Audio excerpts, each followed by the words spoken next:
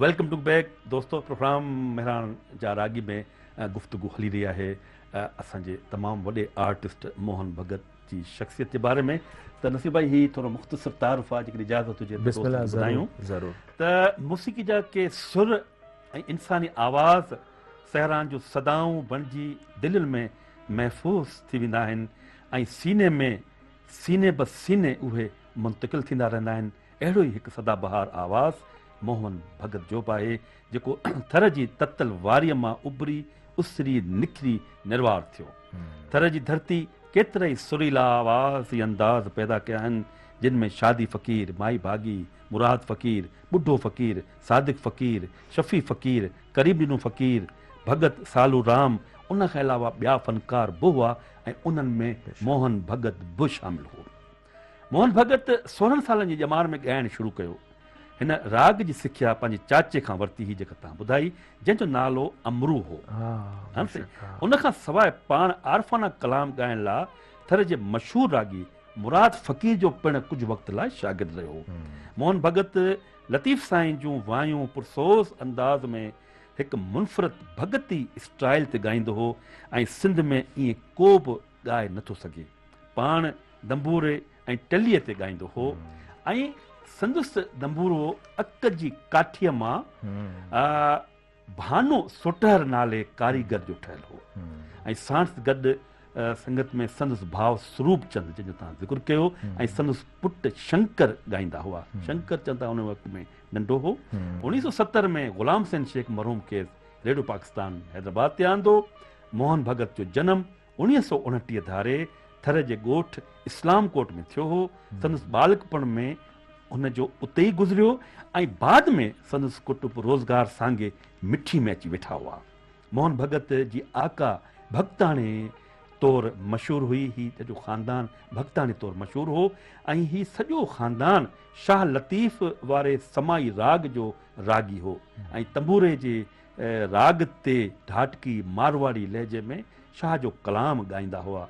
वाकई संदुसि राग लतीफ़ साईं जे रवायती राग खां कुदरतन मुख़्तलिफ़ हो, पर बहितर बि हो। मोहन जे फ़नी सफ़र जो बि हिकु अजीब आखाणी आहे त नंढे हूंदे में ॿकरियूं चारे घर मोटंदो हो ऐं वॾड़नि जी महफ़िल उते ॾिसंदो हो त हू ॻाईंदा हुआ ऐं पाण बि उन सुंग में शामिलु थी वेंदो हो ऐं तंबूरे जूं उहे टुटल तारूं मेड़े चूंडे संभाले रखंदो हो ऐं जिन संदुसि वॾा जेके हुनखे बेकार सम्झी उन तारुनि खे उछड़ाईंदा हुआ, उनखे हू मेड़ींदो हो, गॾु कंदो हो ऐं चरागाहनि में चरागाह कंदे मोहन उन्हनि टुटल तारुनि खे जोड़े रांदीकनि वांगुरु अक जी काठी में अटकाए उनजो आवाज़ कढंदो हो ऐं आलाप कंदो हो ऐं तिन मां तूं तूं जा आवाज़ पिणु निकिरंदा हुआ ऐं उन खां पोइ आवाज़ निकिरण खां पोइ उन आलाप जी संगम लाइ हू रिधम ॿकरियुनि जे किचन में ॿधल हुननि गाननि मां बि हासिलु कंदो हो ऐं अहिड़े तरीक़े सां हिन पंहिंजे सफ़र जो आगाज़ कयो। संदुसि वॾड़ा लोक घराणे सां तालुक़ त न रखंदा हुआ, पर लतीफ़ साईं जा जेके राग हूंदा हुआ उन्हनि जो वॾो मुशाहिदो रखंदा हुआ। ज़ुल्फ़कार अली भुट्टे शहीद थर जे दौरे दौरान जॾहिं थर में आयो त मिठीअ में खेसि मोहन जो राग वैराग ॿुधण जो मौक़ो मिलियो। सो उन वक़्त जे चङे मुड़ुसु आचार ख़ान जे मार्फत ज़ुल्फ़कार अली भुट्टे साहिब खेसि रेडियो लाइ सिफ़ारिशी ख़त ॾिनो ऐं मोहन भगत जो आवाज़ थर जी भिटनि सां ॿाहिरि निकिरी खुलियल हवाउनि में आयो। रेडियो पाकिस्तान हैदराबाद जे सदा मलूक रागी तौरु मौसीक़ी जे उफ़क़ ते ही फ़नकार उभरी आयो। मोहन शाह लतीफ़ जो कलाम शंकर ऐं स्वरूप जी संगत में नए अंदाज़ ऐं नए रिदम सां रोशनास करायो त हिन ख़ूबसूरत लहजेदार गायक जहिड़ो मनसब उन कलाम खां पोइ माणे वरितो। मोहन भगत जो रेडियो लाइ पहिरियों कलाम हो सरतियूं अवी के वञो वञो, तमामु वॾी मशहूरु हिन कलाम माणी।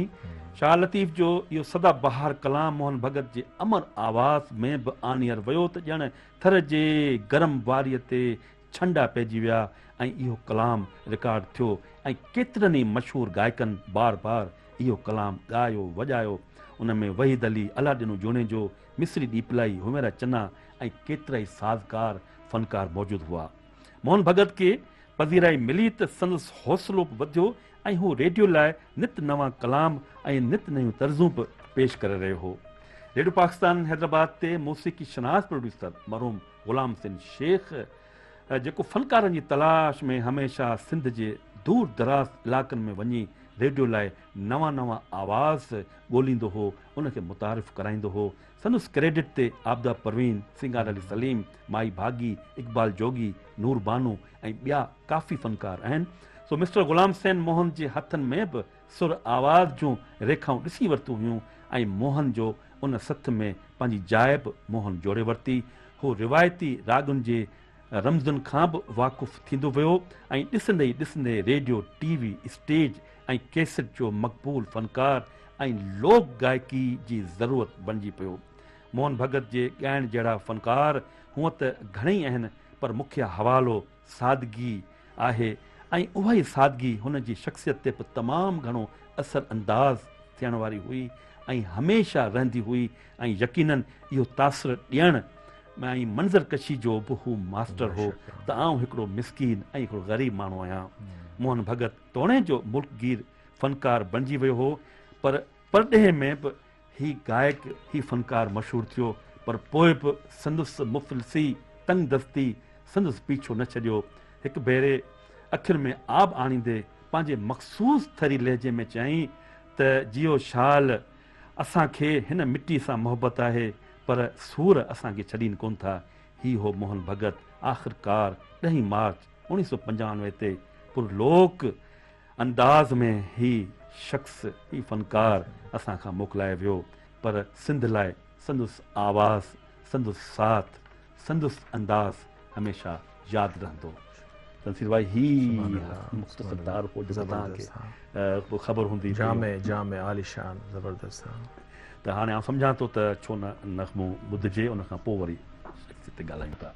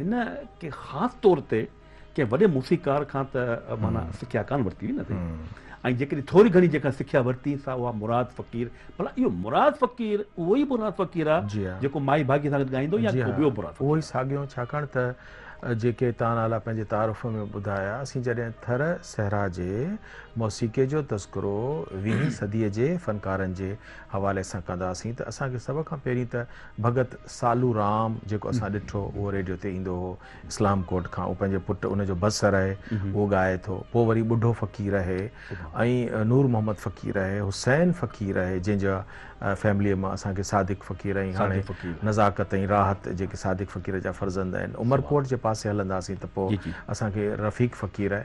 मुराद फ़क़ीर जो जेको पोटो आहे रजब फ़क़ीर हिन वक़्तु हसीन थो ॻाए, या वरी थोरो अॻिते निकिरंदासीं त शफ़ी फ़क़ीर आहे, शादी फ़क़ीर आहे।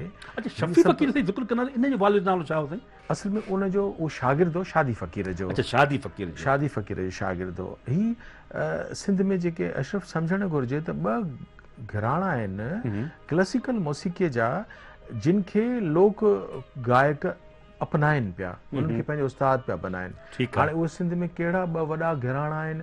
हिकिड़ो त माड़ेचा घराणो आहे जंहिंजो वॾे में वॾो उस्ताद आहे उस्ताद ख़ैर मोहम्मद ख़ान, जेको माई जीवणी जो बि उस्ताद आहे। ठीकु आहे। उन खां पोइ ग्वालियर जो वॾे में वॾो गायक जेको आहे उस्ताद बेबे ख़ान आहे, ऐं जंहिंजा पुट वरी फिदा हुसैन ख़ान ऐं ॿिया आहिनि। सभई थर वारा माण्हू या गायक लोक मौसीक़ी ॻाइनि पिया न, उहो हुननि खे विरसे में मिलियल आहे। थर हिकिड़ो ॾुख जो सहरा आहे जिते दर्द आहे, ॾुकर आहे, गम आहे। उते गम जे आवाज़ वारा रागी पैदा थिया जिन पंहिंजे गम खे ॻायो आहे, पंहिंजे ॾुख खे ॻायो आहे, ॾुकर खे ॻायो आहे। त उहो त हुननि खे विरसे में आवाज़ जो गुदाज़ गम त हुननि खे विरसे में मिलियो। ठीकु आहे। हाणे थोरो फन जी सिखिया जेका आहे उहा हुननि माड़ेचा ऐं ग्वालियर घराणे खां सिखी आहे। उन्हनि में जेको नुमाया फ़नकार जंहिंजो तव्हां नालो वरितो उहो आहे मुराद फ़क़ीर। उहो तव्हां मुरादवंद थियो जंहिं वरी पंहिंजे समूरनि रागी हमसरनि खे मुतासिर कयो, जिन में माई भाॻीअ खां वठी माई जन्नत ताईं सभु फ़नकार अची था वञनि हलिया। मोहन भगत बि बुनियादी तरह सां त जीअं चवंदो त मुंहिंजो ॾाढो ॿकरियूं चारींदो ऐं दंबूरे ते ॻाईंदो रहंदो, उहो ई फ़न हुनजे चाचे खे अमरूअ खे आयो। अमरूअ खां वरी वरिसे में असांजे मोहन खे आयो, मोहन सां गॾु हुनजो भाउ सरूपो आयो। इन ॿिन्ही खां पोइ वरी हिनजो पुटु शंकर आहे जेको हाणे उन समूरी पार्टीअ खे जेका मोहन भगत जी पार्टी आहे उनखे शंकर ज़ियारो पियो हले। शाह लतीफ़ जो मेलो हुजे, कलंदर लाल शहबाज़ जो सकाफ़ती ॾियारा हुजनि, त शंकर शंकर आहे जेको पंहिंजे पीउ जा कलाम, कहिड़ा कलाम जेके अवां ॿुधाया, सरतियूं अमी त वञोड़ी वञोला शाह लतीफ़ जो कलाम आहे। उन खां पोइ हुन भगत कबीर जूं जेके बाणियूं आहिनि हिंदी या ढाटकी उहे बि मोहन भगत ॻाईंदो, उनजा हाणे औलाद पियो ॻाए। मोहन भगत जेके ॿिया साथीड़े सॾु कंदे विया, मिसाल तौर ते कमाल आहे उहो जेको ज़ुल्फ़िकार अली भुट्टो साहब जो पसंदीदा जेको मोहन भगत जो कलाम हो उहो हो इहो साथीड़े सॾु कंदे विया। या ॿियो जेको कलाम अथसि शाह लतीफ़ जी वाई आहे उहा आहे त आयल ॾींहुं मुंहिंजो दिलि जो दोस्त वठियो पिया वञनि। ही बि कहर आहिनि जेके ॻाइनि था त इंसान जे वॾ था झीर था पवनि। इहो मोहन भगत जी जेको वजह शूरत आहिनि उहे दरअसल इहे 5-7 कलाम आहिनि जंहिंजे बुनियाद ते हू सिंधी मौसीक़ीअ में सदियुनि ताईं जी जेका ज़िंदगी जीअंदो ऐं जीअंदो रहंदो। त नसीर साहब, जीअं तव्हां हींअर ज़िक्र कयो त थर में जेके फ़नकार पैदा थिया जिन पंहिंजो नालो कयो, ऐं वॾी ॻाल्हि आहे त अञा उहा जेको ॾीओ आहे उहो अञा उजामियो कोन्हे, अञा उहो ॾीओ हले पियो जंहिंमें रजब फ़क़ीर पाहे ऐं शफ़ी फ़क़ीर पाहे। शफ़ी फ़क़ीर जो पुटु बि चवंदा जेको आहे सो मैदान ते आहे, ऐं उन खां पोइ माई भाॻी जो जेको पोटो आहे बरकत फ़क़ीर। ठीकु आहे न, इन सॼो थर सां तालुक़ु आहे, थर सां इहे हलनि पिया। त साईं हाणे मूंखे वरी पोइ इहो सुवालु अचे थो त पाण ॻाल्हि कंदा आहियूं त जेके फ़नकार हुआ उन्हनि जो सब्स्टिट्यूट पैदा उन अंदाज़ में न थियो जंहिं अंदाज़ में थियणु घुरंदो हो। त तव्हां छा था सम्झो नसीर भाई त मोहन भगत जो जेको पुटु जंहिंजे तव्हां ज़िक्र कयो शंकर भगत, छा उन में साईं उहे गुणा उहा एॾी शइ आहे जो उहो मोहन भगत जे मुक़ाबले में न आहे त पर 50% हुजे? अशरफ, ॻाल्हि इहा आहे त हिन वक़्तु असांजा जेके सिंध जा 4 तबई भाङा बुनियादी तरह सां न लाड़ उत्तर विचोलो ऐं थर हालांकि कोहिस्तान इलाइक़ो आहे काचो, पर ॻाल्हि इहा आहे त हिन वक़्तु सिंध में जेके वॾे में वॾा ऐं घणे में घणा फ़नकार कुदरत असांखे ॾिना आहिनि उहे सभु थर जे पासे में को अछड़ो थर आहे को वॾो इहो हिन सैराई वक़्तु थर जेका आहे। ही जेको दौर जी आहे हा, हीअ बिल्कुलु दौर में बिल्कुलु घणे में घणा असांखे हसीन फ़नकार सुभाणे कुदरत जेके मुहैया कया आहिनि उहे इन बेल्ट मां कया आहिनि। त वाह। हाणे उहो त ग्रेनाइट आहे, कारूं झर आहे, ज़बरदस्त क़िस्म जो ब्लैक गोल्ड आहे, उहो सभु कुझु पंहिंजी जाइ ते आहे, पर असांखे वॾो फ़न जेको आहे मौसीक़ी बि इतां ई पई मिले। हाणे ॻाल्हि इहा थिए त हिकिड़ो त रंग हो असांजे मोहन भगत जो, ठीकु आहे उहो हिकिड़ो ख़ालिसतन फोक अंदाज़ आहे जंहिंखे वाई चओ या काफ़ी चओ, ठीकु आहे उन अंग खे हुननि दमूरे ते ॻाइनि पिया। ठीकु आहे ॻाल्हि इहा आहे त हीउ दौरु जॾहिं थियो त नवां जेके रागी पैदा थिया आहिनि शफ़ी फ़क़ीर खां ऐं शादी फ़क़ीर खां पोइ असांजे रफ़ीक फ़क़ीर ताईं ऐं पंहिंजे रजब फ़क़ीर ताईं, उन्हनि महसूसु कयो आहे त असांखे क्लासिकल मौसीक़ी जी सिखिया तमामु ज़रूरी आहे। ऐं हाणे छा थियो आहे जो सादिक फ़क़ीर करीम ॾिने फ़क़ीर खां पोइ जेका खेप पैदा थी आहे उन्हनि मोहन भगत जो अंदाज़ सिर्फ़ु उनजे शंकर ऐं उनजे ॿियनि कुझु ज़िंदा रखियो आहे। ठीकु आहे ऐं जेके नवां रागी पिया अचनि उन्हनि मोहन भगत जे रंग खां हटी करे क्लासिकल अंग खे जेको आहे न अपनाइण जी कोशिशि कई आहे।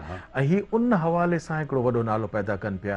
तव्हां ॾिसंदो त शफ़ी फ़क़ीर वेहंदो त क्लासिकल ज़बूर सॻाईंदो, रजब जेकॾहिं वेहंदो, रफ़ीक फ़क़ीर जॾहिं वेहंदा त कमाल ई ॻाईंदा, क्लासिकल नीम क्लासिकल तव्हांखे ॻाए ॿुधाए ॾींदा त लॻंदो त कंहिं घराणे जा शागिर्द आहिनि, घराणे जा फ़र्द आहिनि, थर जा माण्हू न आहिनि। त एॾी हुननि सिखिया हासिलु करे वरिती आहे। दरअसल ॻाल्हि इहा आहे त असांजे इदारनि खे मोहन भगत जे फ़न खे ज़िंदा रखण जे लाइ वरी बि मोहन भगत जे ई ख़ानदान ते तवजो ॾियणी पवंदी।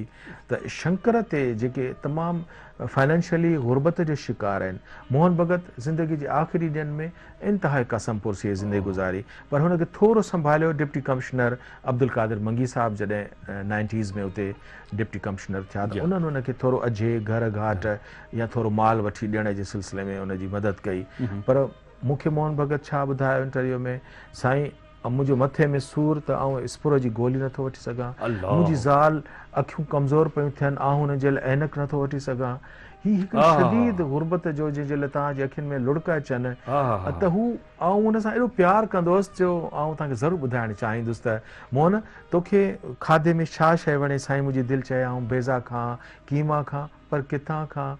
वरी तोखे राग कंहिंजो वणे? साईं मूंखे आबदा ऐं जुमन ॾाढा वणनि, छो त हू ॻाल्हाइण ॻे खे ग करे चवंदो, ढाटकी लहजे में ॻाल्हाईंदो, चवंदो त आउं साईं एॾो ॻायां थो पर मूंखे मोहम्मद जुमन जो ॻाइणु ॾाढो पसंदि आहे। हू साईं सुर खे नचाए छॾे। तोखे राग में ऐं फ़न में केरु वणनि? साईं मूंखे नैयर सुल्ताना अहिड़ी वणे, एॾा मुंहिंजा वार साईं डिघा, मुंहिंजी हीरोइन साईं मूंखे माधू बाला वणे, मुग़ल आज़म। त इहे उनजूं एॾियूं सादियूं एॾियूं मासूम ॻाल्हियूं हूंदियूं जो मोहन भगत इंतिहाई घटि ॾींहं बीमार रहियो ऐं उनखे पोइ उन जेको घरु अथसि गड्डीअ जे हेठां, सम्झो था त थर में वञिबो न त उहो जीअं थरपार कारूंझर वञिबो त उते कारूंझर जबल आहे, त ईअं नगर में त थर में घिड़बो त मिठीअ में वञण सां तव्हांखे हिकिड़ी वॾी शाही गड्डी भिट नज़र ईंदी। उन जे ई हंज में मोहन भगत जो घरु आहे, उन जे ई भरिसां हुनजी तुरबत आहे जिते हू पाण ऐं हुनजी घरवारी। उनखां बि मूं हिकिड़े ॾींहुं पुछियो, मोहन तव्हांजे पुटनि जा नाला छा आहिनि? त हिकिड़ो त शंकर आहे, 5 पुटनि जा नाला ॿुधाई, ॿिनि जा मूंखे यादि आहिनि, हिकिड़ो हरेश आहे, रमेश आहे, ऐं जेके न जे ग्रुप में हाणे ॻाइनि पिया। त मोहन भगत खां पुछियुमि, जिंदे पुछियो मोहन तव्हां मूंखे पंहिंजी घरवारीअ जो नालो ॿुधाईंदो? मूंखे आदत हूंदी आहे उन्हनि खां पुछण, अम्मा जो नालो छा आहे? ऐं हिकिड़ो घरेलू क़िस्म जी तबियत जे मुंहिंजी। त चईं मोहन तव्हां मूंखे असांजी भाॼाई जो नालो ॿुधाईंदा? त चवंदो हा साईं, छो न, इन में को गुनाह त कोन। मुंहिंजी घरवारी जो नालो आहे खेमी। त हाणे मोहन भगत ऐं उनजी घरवारी खेमी ॿई गड्डी भिट जे भरिसां हिकिड़ी कची तुरबत आहे, ॿई ज़ाल मुड़ुस उते अबदी आरामी आहिनि। अलाह साईं उन ते छांव कंदो रहे, सितारा जा ॾीआ हुनजी तुरबतुनि ते ॿरंदा रहनि। नालो त हुननि जो सिंधी मौसीक़ीअ में, तारीख़ में, मौसीक़ी जे आसमान में सितारनि वांगुरु ॾींहं क़यामत ताईं अशरफ झरकंदो रहंदो। आमीन आमीन। त नसीर भाई हाणे आख़िरी में गुफ़्तगू अॻु में ही नग़मो ॾिसूं ॿुधूं था, उन खां पोइ वरी थोरी घणी गुफ़्तगू कंदासीं। त दोस्तो अचो त मोहन भगत जो ही नग़मो ॿुधूं।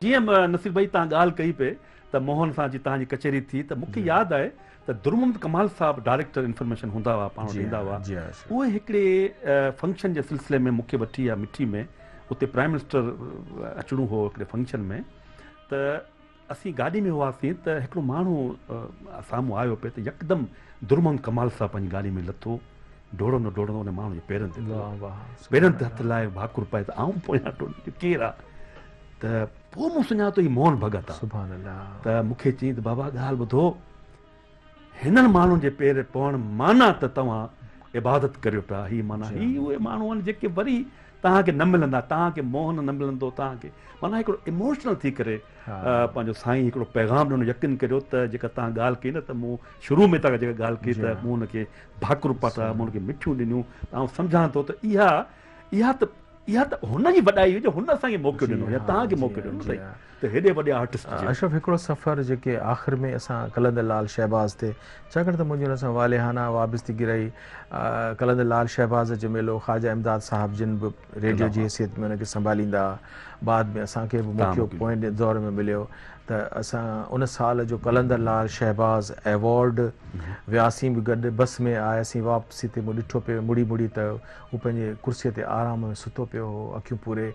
मोहन भगत उनखे एवॉर्ड जेको हुनजे कच्छ में रखियो कलंदर लाल शहबाज़। वरी हज़रत शाह अब्दुल लतीफ़ भिटाई एवॉर्ड बि उनखे वफ़ात खां हिकिड़ो या 2 साल पहिरीं ग़ालिबन 1994 में उनखे शाह लतीफ़ एवॉर्ड बि, ईअं सम्झो त सभिनी जी दोस्तनि जी ख़्वाहिश थी त हीअ मुस्तहिक़ आहे, हिनखे ज़रूरु हिनजी हसरत हिनखे मिलणु घुरिजे, त उनखां पोइ ई असांजो मोहन भगत साल खन खां पोइ विसाल करे ठीकु आहे। अच्छा नसीर भाई, हाणे सच पुछो त ख़बर ई कान पई ॻाल्हियूं त अञा बि मोहन भगत जी शख़्सियत ते या हुनजे फ़न ते, आउं सम्झां थो त हुनजी जेका तारीख़ आहे इलाही वॾी आहे, पाण हिकिड़ी थोरी घणी कोशिशि तव्हां कई आहे, तव्हांखे अलाह ताला इन जो साईं जज़ा ॾींदो, तव्हांखे जस ॾींदो त तव्हां इन्हनि फ़नकारनि ते ॻाल्हायो था, त आउं सम्झां थो त हीउ जेको नग़मो आख़िर में जेको तव्हां असां ऐं असांजा जेके दोस्त आहिनि ॾिसंदा ॿुधंदा, उनखां अॻु में इहो ॿुधाईंदो हलां त दोस्तो हीउ हो असांजो अॼोको प्रोग्राम मोहन भगत जे हवाले सां। हीउ सिंध जो हीरो हो, हीउ सिंध जो मान हो, हीउ सिंध जो शान हो, हीउ थरप हो, हीउ सिंध हो, हिन ते ॻाल्हायोसीं। हिन सां असांजे एक्सपर्ट नसीर मिर्ज़ा साहब खे इजाज़त ॾींदा ऐं पंहिंजे मेज़बान मोहम्मद अशरफ बलोच खे ॾींदा ॿिए प्रोग्राम ते इजाज़त, साथ सलामत। आख़िर में असां तव्हां ॾिसंदासीं ऐं ॿुधंदासीं मोहन भगत जो ही कलाम।